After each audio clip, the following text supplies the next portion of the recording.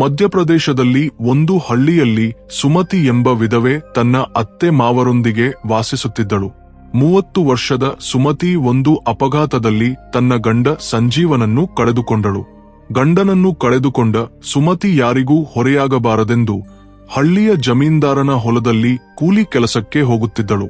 ಅವಳ 5 ವರ್ಷದ ಮಗ ದೀಪಕ್ ಅವಳ ಜೀವನದ ಏಕೈಕ ಬೆಳಕು. ಮಗನಿಗೆ ಉತ್ತಮ ಭವಿಷ್ಯ ನೀಡಬೇಕೆಂದು ಸುಮತಿ ಯಾವಾಗಲೂ ಯೋಚಿಸುತ್ತಿದ್ದಳು. ಹಳ್ಳಿಯ ಜನರಿಗೆ ಸುಮತಿಯ ಸೌಂದರ್ಯ, ಸೌಮ್ಯತೆ ಮತ್ತು ನಡತೆಯ ಬಗ್ಗೆ ಅಪಾರ ಗೌರವವಿತ್ತು. ಜಮೀನ್ದಾರನ ಹೆಸರು ಕರುಣಾಕರ. 60 ವರ್ಷದ ಶಕ್ತಿಶಾಲಿ, ಧನಿಕ ವ್ಯಕ್ತಿ. ಅವನ ದೊಡ್ಡ ಭವನ, 100 ಎಕರೆಗಳ ಹೊಲಗಳು ಮತ್ತು ಹಳ್ಳಿಯ ಮೇಲಿನ ಅವನ ಪ್ರಭಾವ ಎಲ್ಲರನ್ನೂ ಆಶ್ಚರ್ಯಗೊಳಿಸುತ್ತಿತ್ತು. ಅವನ ಕಣ್ಣುಗಳಲ್ಲಿ ಕ್ರೂರತ್ವ ಸ್ಪಷ್ಟವಾಗಿ ಕಾಣುತ್ತಿದ್ದರು. ಅವನ ಮಾತುಗಳು ಇತರರನ್ನು ಆಕರ್ಷಿಸುತ್ತಿದ್ದವು. ಕರುಣಾಕರನಿಗೆ 3 ಹೆಂಡತಿಯರು ಇದ್ದರು, ಆದರೆ 3 ರಹಸ್ಯವಾಗಿ ಸತ್ತರು. ಇದು ಸಾಮಾನ್ಯ ಸಾವು ಎಂದು ಹಳ್ಳಿಯವರು ಭಾವಿಸಿದರು. ಕೆಲವರ ಮನಸ್ಸಿನಲ್ಲಿ ಕರುಣಾಕರ ಪುರುಷನಲ್ಲ, ಹಾಗಾಗಿ 3 ಹೆಂಡತಿಯರನ್ನು ಅವನೇ ಕೊಂದನು ಎಂಬ ಅನುಮಾನವಿತ್ತು. ಆದರೆ ಯಾರೂ ಅವನ ವಿರುದ್ಧ ಮಾತನಾಡುವ ಧೈರ್ಯ ಮಾಡಲಿಲ್ಲ. ಅವನ ವಿರುದ್ಧ ಮಾತನಾಡಿದರೆ ಯಾರೂ ಬದುಕಿ ಉಳಿಯುತ್ತಿರಲಿಲ್ಲ.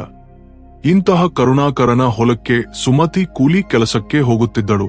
ಅವನು ಅವಳ ಕಷ್ಟ ಸುಖಗಳ ಬಗ್ಗೆ ವಿಚಾರಿಸುವ ನೆಪದಲ್ಲಿ ಅವಳ ಹಿಂದೆಯೇ ಸುತ್ತುತ್ತಾ ಅವಳನ್ನು ಹೈರಾಣು ಮಾಡುತ್ತಿದ್ದನು. ಅವಳಿಗೆ ಕೂಲಿ ಹಣ ನೀಡುವ ಸಂದರ್ಭದಲ್ಲಿ ಅವಳ ದೇಹವನ್ನು ಸ್ಪರ್ಶಿಸಿ ಅಸಭ್ಯವಾಗಿ ವರ್ತಿಸುತ್ತಿದ್ದನು. ಕರುಣಾಕರ ಎಷ್ಟು ಹೈರಾಣು ಮಾಡಿದರೂ ಸುಮತಿ ತನ್ನ ಮಗನ ಭವಿಷ್ಯಕ್ಕಾಗಿ ಎಲ್ಲವನ್ನೂ ಸಹಿಸಿಕೊಂಡು ಕಾಲ ಕಳೆಯುತ್ತಿದ್ದಳು. ಏಕೆಂದರೆ ಹಳ್ಳಿ ಮಂದಿ ಎಲ್ಲರೂ ಅವನನ್ನು ನೋಡಿ ಭಯಪಡುತ್ತಿದ್ದರೆ. ಸುಮತಿ ಒಬ್ಬಳೇ ಅವನನ್ನು ಏನೂ ಮಾಡಲಾರದ ಸ್ಥಿತಿಯಲ್ಲಿದ್ದಳು. ಈ ಸ್ಥಿತಿಯನ್ನು ಅವಕಾಶವನ್ನಾಗಿ ತೆಗೆದುಕೊಂಡ ಕರುಣಾಕರ ಸುಮತಿಯನ್ನು ಪಡೆಯಬೇಕೆಂದು ಒಂದು ದೊಡ್ಡ ಯೋಜನೆ ಹಾಕಿದನು. ಒಂದು ದಿನ ಸುಮತಿ ಅವನ ಹೊಲದಲ್ಲಿ ಕೆಲಸ ಮಾಡುತ್ತಿರುವಾಗ ಕರುಣಾಕರ ಸುಮತಿಯ ಅತ್ತೆಮಾವರ ಬಳಿ ಹೋಗಿ, ನಿಮ್ಮ ಸೊಸೆಯ ಕಷ್ಟ ನೋಡಲಾರದೆ ಹೋಗಿದೆ. ನಾನು ಅವಳನ್ನು ಮದುವೆಯಾಗಿ ಅವಳ ಭವಿಷ್ಯವನ್ನು ಸರಿಪಡಿಸುತ್ತೇನೆ ಮತ್ತು ಅವಳ ಮಗನಿಗೂ ಉತ್ತಮ ಜೀವನ ನೀಡುತ್ತೇನೆ ಎಂದು ಭರವಸೆ ನೀಡಿದನು. ಕರುಣಾಕರನ ಚರಿತ್ರೆ ತಿಳಿದ ಸುಮತಿಯ ಅತ್ತೆಮಾವರು ಮೊದಲು ಈ ಮದುವೆಗೆ ಒಪ್ಪಲಿಲ್ಲ. ಬೇಡ ಸ್ವಾಮಿ, ನಮ್ಮ ಮಗ ಸತ್ತ ನಂತರ ಸುಮತಿಗೆ ಮತ್ತೊಂದು ಮದುವೆ ಮಾಡಿಕೊಳ್ಳುವ ಉದ್ದೇಶವಿಲ್ಲ. ಅವಳಿಗೆ ಈಗ ಬೇಕಾಗಿರುವುದು ತನ್ನ ಮಗನ ಭವಿಷ್ಯವನ್ನು ಸರಿಪಡಿಸುವುದು ಮಾತ್ರ, ಬೇರೇನೂ ಅಲ್ಲ ಎಂದು ಸ್ಪಷ್ಟವಾಗಿ ಹೇಳಿದರು. ಕರುಣಾಕರ ಅವರ ಮುಂದೆ ಹಣದ ಕಟ್ಟುಗಳನ್ನು ಹರಡಿ, ದಯವಿಟ್ಟು ಒಮ್ಮೆ ಯೋಚಿಸಿ ನೋಡಿ. ಹೆಂಡತಿ ಇಲ್ಲದೆ ನಾನು ಬಹಳ ಕಷ್ಟಪಡುತ್ತಿದ್ದೇನೆ. ನನ್ನಂತೆ ಸುಮತಿಯು ಗಂಡ ಇಲ್ಲದೆ ಬಳಲುತ್ತಿದ್ದಾಳೆ. ನೀವು ಸುಮತಿಯನ್ನು ನನಗೆ ಕೊಟ್ಟು ಮದುವೆ ಮಾಡಿದರೆ ನಮ್ಮಿಬ್ಬರಿಗೂ ಒಂದು ಜೀವನ ಸಿಗುತ್ತದೆ. ನಿಮ್ಮ ಸೊಸೆ ನನ್ನ ಹೆದರಿಕೆಗಳನ್ನು ನೋಡಿಕೊಳ್ಳುತ್ತಾ ನನ್ನ ಭವನದಲ್ಲಿ ಕಾಲ ಕಳೆದರೆ ಸಾಕು. ನಾನು ಅವಳನ್ನು ರಾಣಿಯಂತೆ ನೋಡಿಕೊಳ್ಳುತ್ತೇನೆ ಎಂದು ಹೇಳಿದನು. ಹಣದ ಕಟ್ಟುಗಳನ್ನು ನೋಡಿದ ಸುಮತಿಯ ಅತ್ತೆಮಾವರು, ನಾವು ಅವಳನ್ನು ಮದುವೆಗೆ ಒಪ್ಪಿಸುತ್ತೇವೆ, ನೀವು ನಿರಾಳರಾಗಿರಿ ಎಂದು ಭರವಸೆ ನೀಡಿದರು. ನಂತರ ಸುಮತಿ ಕೆಲಸದಿಂದ ಬಂದ ತಕ್ಷಣ ಅವಳ ಅತ್ತೆಮಾವರು ಕರುಣಾಕರನ ಮದುವೆ ಪ್ರಸ್ತಾಪದ ಬಗ್ಗೆ ಅವಳಿಗೆ ಹೇಳಿದರು. ಸುಮತಿ, ನಮಗೆ ವಯಸ್ಸಾಗಿದೆ. ನಿನ್ನ ಹೆದರಿಕೆಗಳನ್ನು ನೋಡಿಕೊಳ್ಳಲು ನಿನಗೆ ಒಬ್ಬ ಪುರುಷನ ಸಹಾಯ ಬೇಕು. ಒಂಟಿತನವನ್ನು ಅನುಭವಿಸುವುದು ನೀನು ಯೋಚಿಸಿದಷ್ಟು ಸುಲಭವಲ್ಲ. ದಯವಿಟ್ಟು ನಮ್ಮ ಮಾತು ಕೇಳು. ಎಷ್ಟು ದಿನಗಳವರೆಗೆ ಕೂಲಿ ಮಾಡಿಕೊಂಡು ಕಾಡು ಬದುಕು ಬದುಕುತ್ತೀಯಾ? ಕರುಣಾಕರನನ್ನು ಮದುವೆಯಾಗಿ ಸುಖವಾಗಿ ಜೀವಿಸು ಎಂದು ಹೇಳಿದರು. ಸುಮತಿ ಮೊದಲು ನಿರಾಕರಿಸಿದಳು. ಕರುಣಾಕರನ ನಡತೆ ಸರಿಯಿಲ್ಲ, ಅವನ ನೋಟಗಳು ಸರಿಯಿಲ್ಲ. ಈಗಾಗಲೇ ಅವನಿಗೆ 3 ಮದುವೆಗಳಾಗಿವೆ, ಮೇಲಾಗಿ ಅವನಿಗೆ ವಯಸ್ಸಾಗಿದೆ ಎಂದಳು. ಅವಳ ಅತ್ತೆಮಾವರು, ಸುಮತಿ, ಅವನ ನೋಟಗಳು ಹಾಗೇನೆ, ಮಾತನಾಡುವ ಸ್ವಭಾವವೂ ಅದೇ. ನೋಡಲು ಕಠಿಣವಾಗಿ ಕಾಣುತ್ತಿದ್ದರೂ ಅವನು ಬಹಳ ಒಳ್ಳೆಯವನು. ನೀನು ಹಳ್ಳಿಯ ಜನರ ಮಾತುಗಳನ್ನು ಕೇಳಬೇಡ. ನಿನ್ನ ಕಷ್ಟಕ್ಕೆ ಯಾರೂ ಬರುವುದಿಲ್ಲ. ಕೇವಲ ನಿನ್ನ ಜೀವನ ಮತ್ತು ನಿನ್ನ ಮಗನ ಭವಿಷ್ಯದ ಬಗ್ಗೆ ಯೋಚಿಸು ಎಂದು ಹೇಳಿ ಮದುವೆಗೆ ಒಪ್ಪಿಸಿದರು. ತನಗೆ ಇಷ್ಟವಿಲ್ಲದಿದ್ದರೂ ತನ್ನ ಮಗನ ಭವಿಷ್ಯಕ್ಕಾಗಿ ಮತ್ತು ಅತ್ತೆಮಾವರ ಒತ್ತಡಕ್ಕೆ ತಲೆಬಾಗಿ ಕರುಣಾಕರನನ್ನು ಮದುವೆಯಾಗಲು ಸುಮತಿ ಒಪ್ಪಿಕೊಂಡಳು. ಆದರೆ ಅವಳಿಗೆ ಸ್ವಲ್ಪವೂ ತಿಳಿದಿರಲಿಲ್ಲ, ಈ ಮದುವೆ ಅವಳ ಜೀವನದ ದಿಕ್ಕನ್ನೇ ಬದಲಾಯಿಸುತ್ತದೆ, ಅವಳ ಜೀವನದಲ್ಲಿ ಅತಿದೊಡ್ಡ ಬದಲಾವಣೆ ತರುತ್ತದೆ ಎಂದು. ಹಳ್ಳಿಯ ಜನರೆಲ್ಲರೂ ಸುಮತಿ ಕರುಣಾಕರನನ್ನು ಮದುವೆಯಾದರೆ ಹೆಚ್ಚು ದಿನ ಬದುಕಲಾರಳು, ಅವನು ಅವಳನ್ನು ಕೊಲ್ಲುತ್ತಾನೆ ಎಂದು ಕಿವಿಗಳಲ್ಲಿ ಗುಸುಗುಸು ಮಾತನಾಡಿಕೊಂಡರು. ಇಂತಹ ಪರಿಸ್ಥಿತಿಯಲ್ಲಿ ಸುಮತಿ ಮದುವೆಯಾಗಿ ಕರುಣಾಕರನೊಂದಿಗೆ ಅವನ ಭವನಕ್ಕೆ ಕಾಲಿಟ್ಟಳು. ಅವನ ಭವನವನ್ನು ನೋಡುತ್ತಿದ್ದಂತೆ ಅವಳಿಗೆ ಇಂದ್ರಲೋಕವನ್ನು ನೋಡಿದಂತಹ ಅನುಭವವಾಯಿತು. ದೊಡ್ಡ ದೊಡ್ಡ ಕಂಬಗಳು, ದುಬಾರಿ ಪೀಠೋಪಕರಣಗಳು, ಬೆಳ್ಳಿ ತಟ್ಟೆಗಳು ಮತ್ತು ಗ್ಲಾಸುಗಳು ಎಲ್ಲವೂ ರಾಜಕೀಯ ವೈಭವದಂತೆ ಕಾಣುತ್ತಿತ್ತು. ಅದೇ ದಿನ ರಾತ್ರಿ ಸುಮತಿ ಮತ್ತು ಕರುಣಾಕರನಿಗೆ ಶುಭ ಮುಹೂರ್ತದ ರಾತ್ರಿ ಏರ್ಪಾಡು ಮಾಡಿದರು. ಸುಮತಿ ಇಷ್ಟವಿಲ್ಲದ ಮನಸ್ಸಿನೊಂದಿಗೆ ಹಾಲಿನ ಗ್ಲಾಸು ಹಿಡಿದುಕೊಂಡು ಹಾಸಿಗೆ ಕೋಣೆಗೆ ಹೋದಳು. ಸುಮತಿಗಾಗಿ ಕಾಯುತ್ತಿದ್ದ ಕರುಣಾಕರ ಅವಳು ಕೋಣೆಗೆ ಬಂದ ತಕ್ಷಣ ಅವಳ ಬಳಿ ಹೋದನು. ಅವನನ್ನು ತಡೆದ ಸುಮತಿ ಕಣ್ಣೀರು ಹಾಕುತ್ತಾ ಹೇಳಿದಳು, ನನಗೆ ಸ್ವಲ್ಪ ದಿನಗಳ ಕಾಲಾವಕಾಶ ಕೊಡಿ. ನನ್ನ ಹಿಂದಿನದನ್ನು ಮರೆಯಲಾರದೆ ಹೋಗಿದ್ದೇನೆ. ನನ್ನ ಗಂಡನ ನೆನಪುಗಳು ನನ್ನನ್ನು ಹೆಚ್ಚು ಕಾಡುತ್ತಿವೆ. ದಯವಿಟ್ಟು ಇವತ್ತು ಬೇಡ ಎಂದಳು. ಕರುಣಾಕರ ಹೆಚ್ಚು ಒತ್ತಾಯ ಮಾಡಿದರೆ ಕೆಲಸ ಆಗದೆಂದು ಭಾವಿಸಿ ಬೇಸರದಿಂದ ಬುಸುಗುಡುತ್ತಾ ತನ್ನ ರಹಸ್ಯ ಕೋಣೆಗೆ ಹೋದನು. ಕರುಣಾಕರನಿಗೆ ಒಂದು ಅಭ್ಯಾಸವಿತ್ತು. ಅವನು ತನ್ನ ಡೈರಿಯಲ್ಲಿ ಪ್ರತಿದಿನ ನಡೆದ ಎಲ್ಲ ಘಟನೆಗಳನ್ನು ಬರೆಯುತ್ತಿದ್ದನು. ಇವತ್ತು ನಡೆದ ಘಟನೆಯನ್ನು ಬರೆದು ಅದನ್ನು ತನ್ನ ರಹಸ್ಯ ಕೋಣೆಯ ಪೆಟ್ಟಿಗೆಯಲ್ಲಿ ಸುರಕ್ಷಿತವಾಗಿಟ್ಟನು. ಅವನ ಕೋಣೆಗೆ ಹೆಂಡತಿಯಾಗಲಿ ಮನೆ ಕೆಲಸಗಾರರಾಗಲಿ ಯಾರೂ ಹೋಗುತ್ತಿರಲಿಲ್ಲ. ಮರುದಿನವೂ ಶುಭ ಮುಹೂರ್ತಕ್ಕಾಗಿ ಸುಮತಿಯನ್ನು ಕಾಡಲು ಶುರು ಮಾಡಿದನು.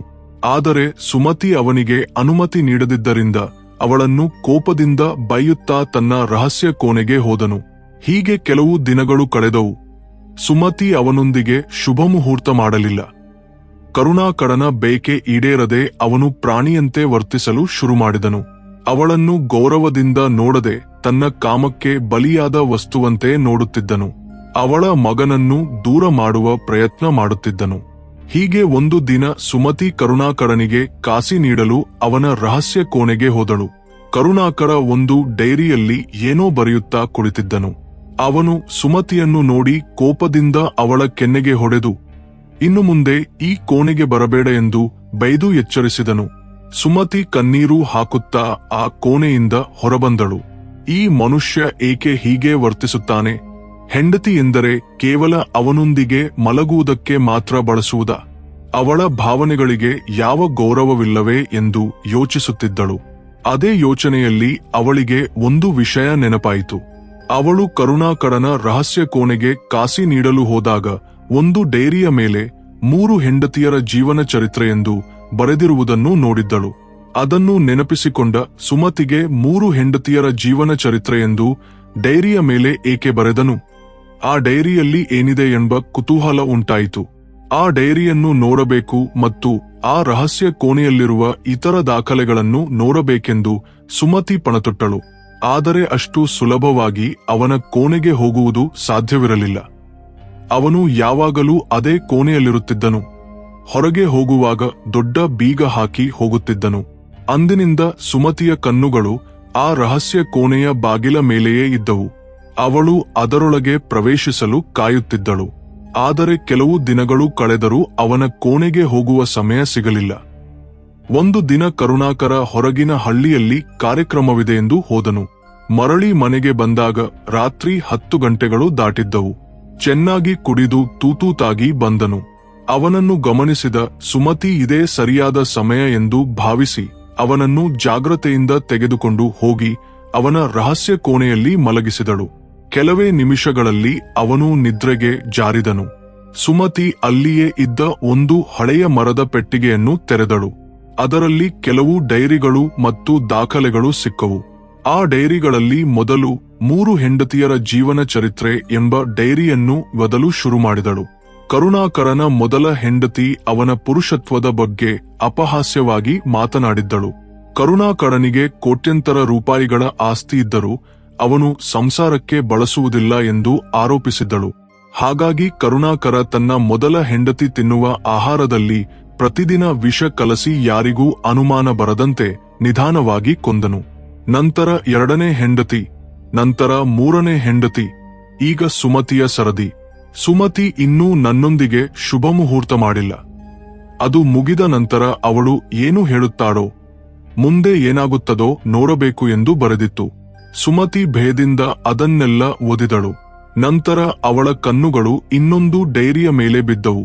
ಆ ಡೈರಿಯನ್ನು ತೆರೆದು ಲೊದಿದ ತಕ್ಷಣ ಸುಮತಿಗೆ ಮಿಂಚು ಹೊಡೆದಂತಾಯಿತು. ಏಕೆಂದರೆ ಅದರಲ್ಲಿ ಹೀಗೆ ಬರೆದಿತ್ತು: ಒಂದು ದಿನ ಸುಮತಿ ತನ್ನ ಗಂಡ ಮತ್ತು ಮಗನೊಂದಿಗೆ ಹಳ್ಳಿಯ ದೇವಸ್ಥಾನಕ್ಕೆ ಹೋಗುತ್ತಿದ್ದಳು. ಅವಳ ಚಂದನದಂತಹ ಸೌಂದರ್ಯ ಮತ್ತು ಶಾಂತ ಮುಖ ನನ್ನ ಗಮನವನ್ನು ಸೆಳೆದವು. ಅವಳನ್ನು ನೋಡಿದ ತಕ್ಷಣ ಈ ಸುಂದರಿಯನ್ನು ನನ್ನದನ್ನಾಗಿ ಮಾಡಿಕೊಳ್ಳಬೇಕೆಂದು ನಿರ್ಧರಿಸಿದೆ. ಆದರೆ ಅವಳ ಗಂಡ ಸಂಜೀವ್ ಬದುಕಿದ್ದರೆ ಸುಮತಿ ನನಗೆ ಸಿಗುವುದಿಲ್ಲ ಎಂದು ಒಂದು ಉಪಾಯ ಮಾಡಿದೆ. ಸಂಜೀವನ ಚಲನವಲನಗಳನ್ನು ಗಮನಿಸಲು ನನ್ನ ಸೇವಕರನ್ನು ಕಳುಹಿಸಿದೆ. ಒಂದು ರಾತ್ರಿ ಸಂಜೀವ ತನ್ನ ಕೆಲಸದಿಂದ ಮನೆಗೆ ಹಿಂದಿರುಗುತ್ತಿದ್ದಾಗ ನನ್ನ ಸೇವಕರು ಅವನನ್ನು ಕೊಂದರು. ಸಂಜೀವನ ಶವವನ್ನು ಕಾಡಿನಲ್ಲಿ ಒಂದು ಕಂದಕದಲ್ಲಿ ಬಿಸಾಡಿ ಅದು ಅಪಘಾತ ಎಂದು ನಂಬಿಸಿದೆ. ಹಳ್ಳಿಯ ಜನರು ಇದನ್ನು ಒಂದು ದುರ್ಘಟನೆ ಎಂದು ಭಾವಿಸಿದರು. ಆದರೆ ಆ ಅಪಘಾತದ ಹಿಂದೆ ನನ್ನ ಕೈ ಇದೆ ಎಂದು ಯಾರಿಗೂ ತಿಳಿದಿಲ್ಲ. ಸಂಜೀವನ ಸಾವಿನೊಂದಿಗೆ ಸುಮತಿ ವಿಧವೆಯಾದಳು. ಅವಳ ಜೀವನದಲ್ಲಿ ಕತ್ತಲು ಛಾಯೆಗಳು ಕವಿದವು. ಈಗ ಅವಳು ನನ್ನ ಹೆಂಡತಿಯಾದಳು. ಅವಳನ್ನು ಇನ್ನೂ ಸ್ಪರ್ಶಿಸಿಲ್ಲ. ಆ ಸಮಯಕ್ಕಾಗಿ ಕಾಯುತ್ತಿದ್ದೇನೆ ಎಂದು ಬರೆದಿತ್ತು. ಅದನ್ನು ಎದಿದ ನಂತರ ಸುಮತಿಯ ಕಣ್ಣುಗಳಿಂದ ಕಣ್ಣೀರು ಧಾರಾಕಾರವಾಗಿ ಹರಿಯಿತು. ತನ್ನ ಗಂಡನ ಸಾವಿನ ಹಿಂದೆ ಈ ಕ್ರೂರನ ಕೈ ಇದೆ ಎಂದು ತಿಳಿದ ತಕ್ಷಣ ಅವಳ ದುಗ್ಧ ಕೋಪವಾಗಿ ಬದಲಾಯಿತು.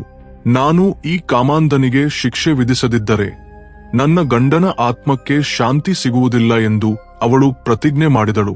ನಂತರ ಸುಮತಿ ತನ್ನ ಆವೇಶವನ್ನು ಮರೆಮಾಚಿ ಬುದ್ಧಿವಂತವಾಗಿ ವರ್ತಿಸಬೇಕೆಂದು ನಿರ್ಧರಿಸಿದಳು. ಅವಳು ತನ್ನ ಮಗನ ಸುರಕ್ಷತೆಯ ಬಗ್ಗೆ ಚಿಂತಿಸಿ ಅವನನ್ನು ತನ್ನ ಅತ್ತೆ ಮಾವರ ಬಳಿ ಕಳುಹಿಸಿದಳು. ಆದರೆ ಸುಮತಿಗೆ ಅನಿರೀಕ್ಷಿತ ಸಹಾಯ ಸಿಕ್ಕಿತು. ಹಳ್ಳಿಯಲ್ಲಿ ಸುನಂದಮ್ಮ ಎಂಬ ವೃದ್ಧೆ ಒಂಟಿಯಾಗಿ ವಾಸಿಸುತ್ತಿದ್ದಳು. ಸುನಂದಮ್ಮ ಕರುಣಾಕರನ ಮೊದಲ ಹೆಂಡತಿಗೆ ದೂರದ ಸಂಬಂಧಿ. ಅವಳಿಗೆ ಕರುಣಾಕರನ ದುಷ್ಟ ಕೃತ್ಯಗಳ ಬಗ್ಗೆ ಅನುಮಾನವಿತ್ತು. ಆದರೆ ಸಾಕ್ಷ್ಯ ಇಲ್ಲದೆ ಮೌನವಾಗಿದ್ದಳು. ಸುಮತಿ ತನ್ನ ಕತೆಯನ್ನು ಸುನಂದಮ್ಮನಿಗೆ ಹೇಳಿದಾಗ ಸುನಂದಮ್ಮ ಅವಳಿಗೆ ಒಂದು ರಹಸ್ಯವನ್ನು ಹೇಳಿದಳು. ಕರುಣಾಕರನ ಮೊದಲ ಹೆಂಡತಿ ಸಾಯುವ ಮುನ್ನ ಒಂದು ಪತ್ರವನ್ನು ನನಗೆ ನೀಡಿದಳು. ಆ ಪತ್ರದಲ್ಲಿ ನನ್ನ ಪ್ರಾಣಕ್ಕೆ ಅಪಾಯವಿದೆ ಎಂದು ಬರೆದಿತ್ತು. ಆದರೆ ನಾನು ಅಂದು ಏನೂ ಮಾಡಲಾರಲಿಲ್ಲ. ಈಗ ನೀನು ಈ ಪತ್ರವನ್ನು ಬಳಸಿಕೊಳ್ಳಬಹುದು ಎಂದು ಸುನಂದಮ್ಮ ಹೇಳಿದಳು. ಈ ಪತ್ರ ಸುಮತಿಗೆ ದೊಡ್ಡ ಆಯುಧವಾಯಿತು. ಸುಮತಿ ಸುನಂದಮ್ಮನ ಸಹಾಯದೊಂದಿಗೆ ಕರುಣಾಕರನ ದುಷ್ಟ ಕೃತ್ಯಗಳ ಬಗ್ಗೆ ಇನ್ನಷ್ಟು ಸಾಕ್ಷ್ಯಗಳನ್ನು ಸಂಗ್ರಹಿಸಿದಳು. ಅಂದು ಸುಮತಿಗೆ ಇನ್ನೊಂದು ವಿಷಯ ತಿಳಿಯಿತು. ಅದೇನೆಂದರೆ ಕರುಣಾಕರನಿಗೆ ತಿಳಿಯದೆ ಒಂದು ರಹಸ್ಯ ಶತ್ರುವು ಇದ್ದನು. ಅವನ ಹೆಸರು ಕುಮಾರ್, ಒಬ್ಬ ಯುವ ವಕೀಲ. ಕುಮಾರನ ತಂದೆಯನ್ನು ಕರುಣಾಕರ ಕೊಂದಿದ್ದನು. ಕುಮಾರ್ ತನ್ನ ತಂದೆಯನ್ನು ರಹಸ್ಯವಾಗಿ ಕೊಂದ ಕರುಣಾಕರನ ಮೇಲೆ ಪ್ರತೀಕಾರ ತೀರಿಸಿಕೊಳ್ಳಲು ಒಂದು ಅವಕಾಶಕ್ಕಾಗಿ ಕಾಯುತ್ತಿದ್ದನು. ಅದೇ ಸಮಯದಲ್ಲಿ ಸುಮತಿ ಕುಮಾರನನ್ನು ಭೇಟಿಯಾದಳು. ಅವರಿಬ್ಬರ ಸಂಭಾಷಣೆಯಲ್ಲಿ ಇಬ್ಬರ ಶತ್ರು ಒಬ್ಬನೇ ಎಂದು ತಿಳಿಯಿತು. ಕುಮಾರ್ ಸುಮತಿಗೆ ಕಾನೂನು ಸಹಾಯ ನೀಡಿದನು. ಆದರೆ ಅವರು ಏನು ಮಾಡಿದರೂ ಎಲ್ಲ ಕಡೆ ಕರುಣಾಕರನ ಜನರೇ ಇದ್ದರು. ಕರುಣಾಕರ ತನ್ನ ದುಷ್ಟ ಕೃತ್ಯಗಳನ್ನು ಮುಚ್ಚಿಹಾಕಲು ಹಳ್ಳಿಯ ಪೊಲೀಸ್ ಠಾಣೆಯಲ್ಲಿ ಒಬ್ಬ ಅಧಿಕಾರಿಗೆ ಲಂಚ ನೀಡಿ ಅವನನ್ನು ತನ್ನ ಕೈಯಾಳು ಮಾಡಿಕೊಂಡಿದ್ದನು. ಆ ಅಧಿಕಾರಿಯ ಹೆಸರು ಇನ್ಸ್ಪೆಕ್ಟರ್ ಅಜಯ್. ಕರುಣಾಕರ ಹೇಳಿದಂತೆ ಕೇಳಿ ಅವನ ಪರವಾಗಿ ಕೆಲಸ ಮಾಡುತ್ತಿದ್ದನು. ಇದೆಲ್ಲ ತಿಳಿದ ಸುಮತಿ, ಕುಮಾರ್ ಮತ್ತು ಸುನಂದಮ್ಮ ಕಲೆತು ಒಂದು ಯೋಜನೆ ಹಾಕಿದರು. ಅದರಂತೆ ಸುಮತಿ ಕರುಣಾಕರನ ಬಳಿ ಹೋಗಿ, ನಿನ್ನ ದುಷ್ಟ ಕೃತ್ಯಗಳ ಬಗ್ಗೆ ಎಲ್ಲ ನನಗೆ ತಿಳಿದು ಹೋಗಿದೆ. ನಿನ್ನ 3 ಹೆಂಡತಿಯರು ಹೇಗೆ ಸತ್ತರು ಮತ್ತು ನನ್ನ ಗಂಡನನ್ನು ನೀನು ಹೇಗೆ ಕೊಂದೆ ಎಂಬುದು ನನಗೆ ಗೊತ್ತು. ನಾನು ಎಲ್ಲ ವಿಷಯವನ್ನು ಹಳ್ಳಿಯ ಜನರಿಗೆ ಹೇಳುತ್ತೇನೆ. ನಿನ್ನ ಮುಖವಾಡವನ್ನು ಬಯಲು ಮಾಡುತ್ತೇನೆ ಎಂದು ಧೈರ್ಯವಾಗಿ ಹೇಳಿದಳು. ಇದನ್ನು ಕೇಳಿದ ಕರುಣಾಕರ ಆವೇಶದಿಂದ ಅವಳ ಮೇಲೆ ದಾಳಿ ಮಾಡಲು ಪ್ರಯತ್ನಿಸಿದನು. ಆದರೆ ಕರುಣಾಕರನಿಗೆ ತಿಳಿಯದ ವಿಷಯವೇನೆಂದರೆ ಸುಮತಿ ಈ ನಾಟಕವನ್ನು ಕುಮಾರ್ ರಹಸ್ಯವಾಗಿ ಕ್ಯಾಮೆರಾದಲ್ಲಿ ರೆಕಾರ್ಡ್ ಮಾಡುತ್ತಿದ್ದನು. ಕರುಣಾಕರ ಕೋಪದಿಂದ ಅವಳನ್ನು ಬೈಯುತ್ತಾ ಹೊಡೆಯಲು ಮುಂದುವರಿದಾಗ ಕುಮಾರ್ ರಹಸ್ಯ ಕ್ಯಾಮೆರಾದೊಂದಿಗೆ ಎಲ್ಲವನ್ನೂ ಚಿತ್ರೀಕರಿಸುತ್ತಿದ್ದನು. ಕರುಣಾಕರ ಎಷ್ಟು ಭಯ ಹಾಕಿದರೂ ಸುಮತಿ ಭಯಪಡದೆ ನಗುತ್ತಿರುವುದನ್ನು ನೋಡಿ ಕರುಣಾಕರನಿಗೆ ಅನುಮಾನ ಬಂದಿತು. ಅವನು ಪಕ್ಕಕ್ಕೆ ತಿರುಗಿ ನೋಡಿದಾಗ ಕುಮಾರ್ ಕ್ಯಾಮೆರಾ ಹಿಡಿದು ಪರದೆಯ ಹಿಂದೆ ನಿಂತಿರುವುದು ಅವನ ಕಣ್ಣಿಗೆ ಬಿತ್ತು. ಅದನ್ನು ನೋಡಿ ಕರುಣಾಕರ ಈಗ ಏನು ಮಾಡಬೇಕೆಂದು ತಿಳಿಯದೆ ಒಂದು ಕ್ಷಣ ನಿಶ್ಚಲನಾದನು. ಕುಮಾರ್ ಒಬ್ಬನೇ ಬಂದಿರಲಿಲ್ಲ. ಪೊಲೀಸರನ್ನು ಕರುಣಾಕರನ ಭವನದ ಸುತ್ತಲೂ ನಿಲ್ಲಿಸಿ ತಾನು ಕರೆದ ತಕ್ಷಣ ಬಂದು ಕರುಣಾಕರನನ್ನು ಬಂಧಿಸಿ ಎಂದು ಎಚ್ಚರಿಸಿ ಇಟ್ಟಿದ್ದನು. ಈಗ ಕುಮಾರ್ ಕರೆದ ತಕ್ಷಣ ಪೊಲೀಸರು ಬಂದು ಕರುಣಾಕರನನ್ನು ಬಂಧಿಸಿದರು. ಅದೇ ಸಮಯದಲ್ಲಿ ಇನ್ಸ್ಪೆಕ್ಟರ್ ಅಜಯ್ ಲಂಚ ತೆಗೆದುಕೊಳ್ಳುತ್ತಿರುವಾಗ ರಾಜ್ಯದ ಭ್ರಷ್ಟಾಚಾರ ನಿಗ್ರಹ ಇಲಾಖೆಯ ತಂಡ ಅವನನ್ನು ಬಂಧಿಸಿತು. ಅಜಯ್ ತನ್ನನ್ನು ರಕ್ಷಿಸಿಕೊಳ್ಳಲು ಕರುಣಾಕರನ ದುಷ್ಟ ಕೃತ್ಯಗಳ ಬಗ್ಗೆಯೂ ಭ್ರಷ್ಟಾಚಾರ ನಿಗ್ರಹ ಇಲಾಖೆಯ ಮುಂದೆ ಬಯಲು ಮಾಡಿದನು. ಕರುಣಾಕರನನ್ನು ನ್ಯಾಯಾಲಯದಲ್ಲಿ ಹಾಜರುಪಡಿಸಿದರು. ಅವನ ದುಷ್ಟ ಕೃತ್ಯಗಳು ಒಂದೊಂದಾಗಿ ಬಯಲಾದವು. ಮೊದಲ ಅಪರಾಧ ಅವನ ಮೊದಲ ಹೆಂಡತಿಯ ಸಾವಿನ ಹಿಂದೆ ವಿಷ ಪ್ರಯೋಗವಿತ್ತು. ಇದಕ್ಕೆ ಸುನಂದಮ್ಮನ ಪತ್ರ ಸಾಕ್ಷಿಯಾಯಿತು. ಎರಡನೇ ಅಪರಾಧ ಎರಡನೇ ಮತ್ತು ಮೂರನೇ ಹೆಂಡತಿಯರ ಸಾವಿಗೆಯೂ ಅವನೇ ಕಾರಣ. ಇದಕ್ಕೆ ಡೈರಿಗಳು ಸಾಕ್ಷಿಯಾದವು. ಮೂರನೇ ಅಪರಾಧ ಸುಮತಿಯ ಗಂಡ ಸಂಜೀವನ ಹತ್ಯೆ. ಇದಕ್ಕೆ ಡೈರಿ ಮತ್ತು ಕುಮಾರನ ರೆಕಾರ್ಡಿಂಗ್ ಸಾಕ್ಷಿಯಾದವು. ನಾಲ್ಕನೇ ಅಪರಾಧ ಕುಮಾರನ ತಂದೆಯ ಹತ್ಯೆ. ಇದಕ್ಕೆ ಇನ್ಸ್ಪೆಕ್ಟರ್ ಅಜಯನ ಒಪ್ಪಿಗೆ ಸಾಕ್ಷಿಯಾಯಿತು. ಇದೆಲ್ಲವನ್ನೂ ಪರಿಗಣಿಸಿದ ನ್ಯಾಯಾಲಯ ಕರುಣಾಕರನಿಗೆ ಜೀವಾವಧಿ ಜೈಲು ಶಿಕ್ಷೆ ವಿಧಿಸಿತು. ಒಂದು ಕಾಲದಲ್ಲಿ ಶಕ್ತಿ ಮತ್ತು ಗೌರವದಿಂದ ತುಂಬಿದ್ದ ಕರುಣಾಕರನ ಜೀವನ ಈಗ ಜೈಲು ಗೋಡೆಗಳ ನಡುವೆ ಮುಗಿದು ಹೋಯಿತು. ಸುಮತಿ ತನ್ನ ಧೈರ್ಯದಿಂದ ತನ್ನ ಗಂಡನ ಸಾವಿಗೆ ನ್ಯಾಯ ತಂದುಕೊಟ್ಟಳು. ಅವಳು ತನ್ನ ಮಗ ದೀಪಕನೊಂದಿಗೆ ಹೊಸ ಜೀವನ ಶುರು ಮಾಡಿದಳು. ಕುಮಾರ್ ತನ್ನ ತಂದೆಯ ಸಾವಿಗೆ ಕಾರಣವಾದ ಕರುಣಾಕರನಿಗೆ ಶಿಕ್ಷೆಯಾಗುವಂತೆ ಮಾಡಿ ತನ್ನ ತಂದೆಯ ಆತ್ಮಕ್ಕೆ ಶಾಂತಿ ನೀಡಿದನು. ಸುನಂದಮ್ಮ ತನ್ನ ಜೀವನದ ಕೊನೆಯ ದಿನಗಳನ್ನು ಶಾಂತವಾಗಿ ಕಳೆದಳು.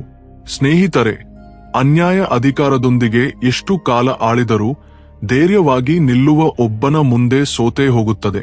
ಬುದ್ಧಿ ಎಂಬ ಆಯುಧದೊಂದಿಗೆ ಸತ್ಯ ಬಯಲಾಗುತ್ತದೆ. ಕೊನೆಗೆ ನ್ಯಾಯವೇ ಗೆದ್ದು ಧರ್ಮವನ್ನು ನಿಲ್ಲಿಸುತ್ತದೆ.